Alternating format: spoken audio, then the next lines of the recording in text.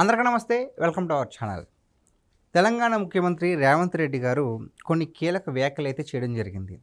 తెలంగాణ రాష్ట్రంలో వర్షాలు పడకూడదని, పంటలు ఎండిపోవాలని, ప్రస్తుతం ఉన్న ప్రభుత్వం కూలిపోవాలని బీఆర్ఎస్ నేతలు పక్క రాష్ట్రాలకు వెళ్ళి మరీ క్షుద్ర పూజలు చేస్తున్నారు అని చెప్పేసి కొన్ని కీలక వ్యాఖ్యలు చేశారు. మరి ఈ అంశం పైన మనతో పాటు విశ్లేషించడానికి ఉన్నారు తెలంగాణ టీడీపీ నేత సూర్యదేవర్లత గారు. మేడం నమస్తే అండి. నమస్తే మేడం, రీసెంట్గానే తెలంగాణ ముఖ్యమంత్రి రేవంత్ రెడ్డి గారు మరి కూకట్పల్లి నియోజకవర్గంలో ఏదైతే ఇందిరమ్మ ఇళ్ళ శంకుస్థాపన కార్యక్రమాల్లో పాల్గొనడం జరిగింది. సో అందులో భాగంగానే ఆయన ప్రసంగించిన మాటల్లో భాగంగానే ఈ వ్యాఖ్యలు అయితే చేయడం జరిగింది. సో ప్రభుత్వం కూలిపోవాలి, పంటలు పండకూడదు అని చెప్పేసి బీఆర్ఎస్ నేతలు క్షుద్ర పూజలు చేస్తున్నారు అనేది అసలు ఇంటెన్సిటీ ఏంటంటారు? ఎందుకు ఆయన మాట అన్నారు అసలు? అంటే ఎవరైనా సరే అధికారంలో ఉన్నప్పుడు ప్రతిపక్షం వాళ్ళని అంటే వాళ్ళ ఏదైనా మేము అధికారంలో ఉన్నాం కదా, మేము ఏదైనా మంచి చేయకపోతే దాన్ని చెడగొట్టాలని చూస్తున్నారు, మా గవర్నమెంట్ చెడిపోవాలని అంటే దిగిపోవాలనేటట్టు చూస్తున్నారు, మేము అధికారంలో ఉన్నప్పుడు ఇబ్బందులు రావాలని చూస్తున్నారు అనేది చేస్తారనేది ఎవరైనా అనుకుంటారు. కానీ ఇక్కడ క్షుద్ర పూజలు చేస్తున్నారు అనే స్థాయికి ఒక సీఎం మాట్లాడడం అనేది ఆలోచించాల్సిన విషయం కదా. అట్లా అంటే క్షుద్ర పూజలు అట్లా పనిచేసేటట్టు ఉంటే వరుణ దేవునికి కూడా పూజ చేశాం కదా, సీఎం గారు చేశారు కదా వర్షాలు పడాలని చెప్పి. సో దానికి ఇప్పుడు మనం వరుణ దేవుడిని కోరుకున్నారు, ఆయన వర్షాలు సకాలంలో పడాలి, మంచి వర్షాలు పడాలి అని చెప్పి. సో అది ఎందుకు ప్లస్గా తీసుకోకూడదు? దీని గురించి ఒక డిస్కషన్ పెట్టి దానికి ఒక మీటింగ్లో మాట్లాడటం. నిన్న కుక్కట్పల్లి దానిలో అక్కడ హౌసింగ్ డబుల్ బెడ్రూమ్ ఇల్లు ఏదో ఇవ్వటం వచ్చినప్పుడు అక్కడ ప్రస్తావించారు అన్నమాట. అంటే ఇదంతా చాలా సిల్లీగా ఉంటుంది. క్షుద్ర పూజల మూలాన వానలు అయిపోతాయి అని అనటం అనేది కరెక్ట్ కాదు. ఎంత ఇది ఉన్నా కూడా అపోజిషన్లో వాళ్ళు వానలు ఆపేసే అంత ఇది ఎవరు చేయలేరు. వర్షాలు అనేది ప్రకృతిని బట్టి ఉంటుంది. ఇప్పుడు వేరే అందరూ కరువు వస్తుంది అనేది అయితే ముందు నుంచి అందరికీ అవగాహన ఉంది, వాటర్ ప్రాబ్లమ్స్ వస్తాయి అనేది. సో ఇప్పుడు పైన రాష్ట్రాలలో వర్షాలు బాగా పడితే కిందకి వాటర్ ఎట్లాగో వస్తూనే ఉంటుంది. కాకపోతే మన రాష్ట్రంలో పడితే భూమిలో కొంచెం ఇంకుతుంది కదా వాటర్ అనేది. మన రాష్ట్రంలో కూడా వర్షాలు పడినాయంటే తెలంగాణలో ఆ భూమిలో ఉన్న తేమ అనేది శాతం పెరుగుతుంది. సో దాని మూలన ఖచ్చితంగా వర్షాలు అనేది పడాలి. సో పడతాయేమో చూద్దాం, ఇంకా టైం ఉంది, పడతాయేమో అని ఆశించటమే. అంటే నేను అనేది ఏంటంటే క్షుద్ర పూజల మూలాన వర్షాలు పడకుండా ఉండేదైతే ఉండదు. అంటే రాజకీయంగా వ్యాఖ్యానించడానికి ఏమన్నా అన్నారంటారండి? అంటే ఒక సెటరిటికల్గా కానీ, లేదంటే ఎప్పుడు మంచి కోరే వ్యక్తులకి చెడు చేయాలనుకుంటున్నారు అనే ధోరణులు ఏమన్నా అన్నారంటారా?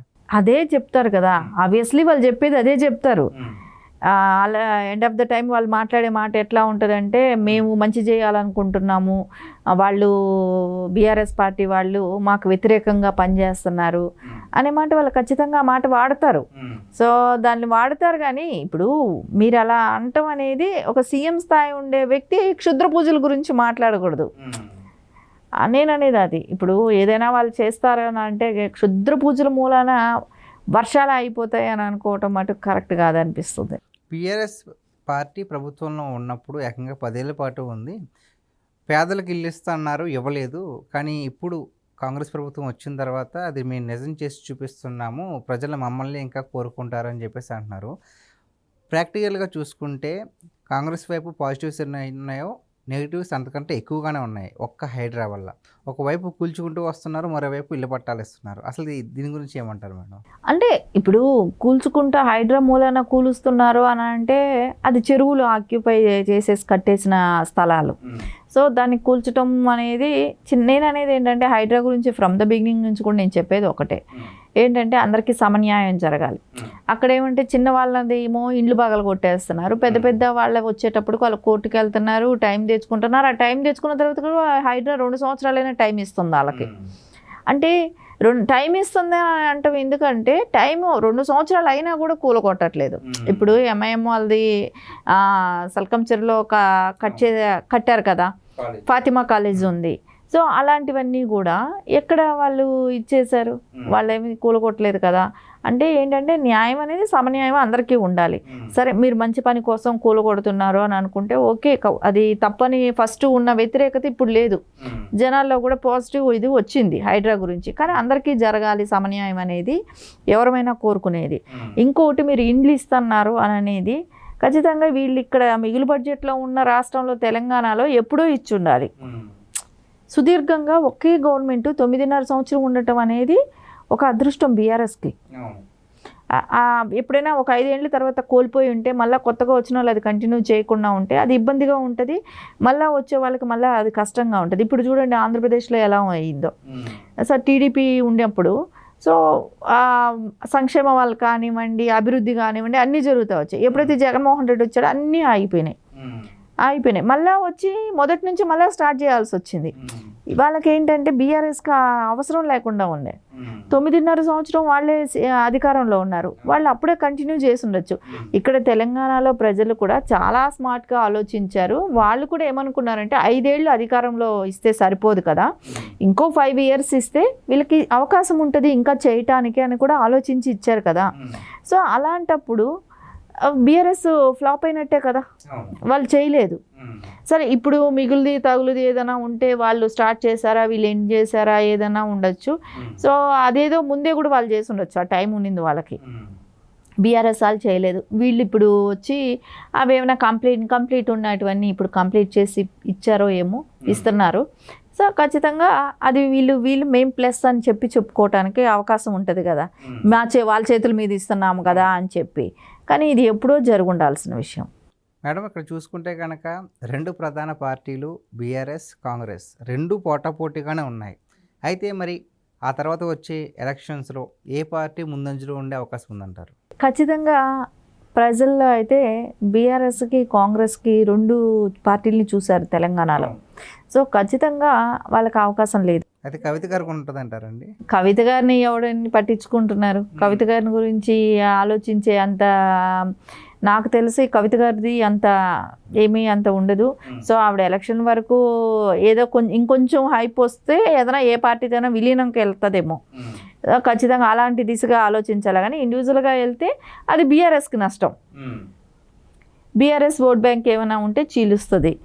కవిత గారు ఖచ్చితంగా చీలుస్తుంది. ఏదో కనీసం నియోజకవర్గానికి 1000 ఓట్లు చీల్చినా కూడా అది నష్టమే అవుతుంది కదా వాళ్ళకి.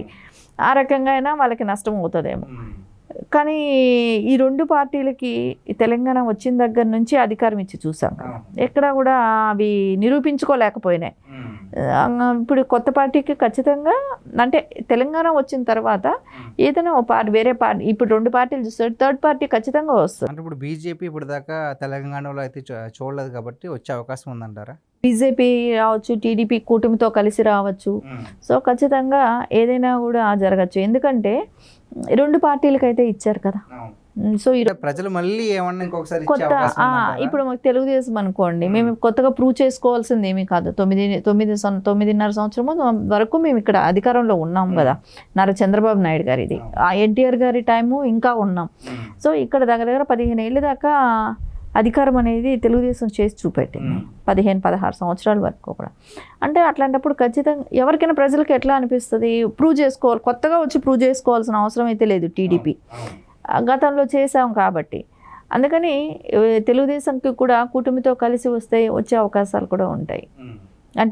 అంటే నేను అనేది ఏంటంటే ఆ 2 పార్టీలు అయితే ఖచ్చితంగా వచ్చే అవకాశాలు అయితే కనపట్టాలి. ఎందుకంటే ఇచ్చిన టైము వాళ్ళు సద్వినియోగం చేసుకోలేదు. సో కొత్తగా ఆలోచిస్తారు కదా ప్రజలు. సో ఏ పార్టీకైనా కూడా ఇంకొకసారి మనం అధికారం ఇచ్చి చూద్దాం ఏం జరుగుతుందో భవిష్యత్తు అనేది ఆలోచిస్తారు. ఎందుకంటే 2 ఫెయిల్యూర్ లాగానే కనపడుతున్నాయి కదా. సో మొత్తానికి ఏదైనా కొత్త పార్టీ వస్తే హైదరాబాద్ లేదా తెలంగాణ భవిష్యత్తు ఇంకాస్త ముందుకెళ్ళే అవకాశం ఉందంటారా? డెఫినెట్గా తెలంగాణలో అంటే మనం చూసాం, అది మిగులు బడ్జెట్ ఉన్న రాష్ట్రాన్ని అప్పుల పాలు అవ్వటం కానివ్వండి, 9.5 సంవత్సరం బీఆర్ఎస్ అధికారంలో ఉండి మొత్తం జీతాలు ఇవ్వలేని పరిస్థితికి తీసుకొచ్చింది.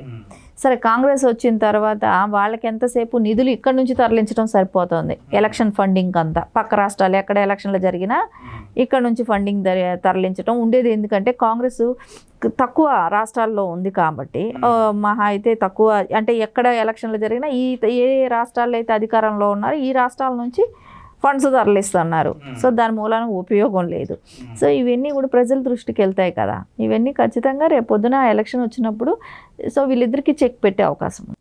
Okay, thank you so much అండి. నమస్తే.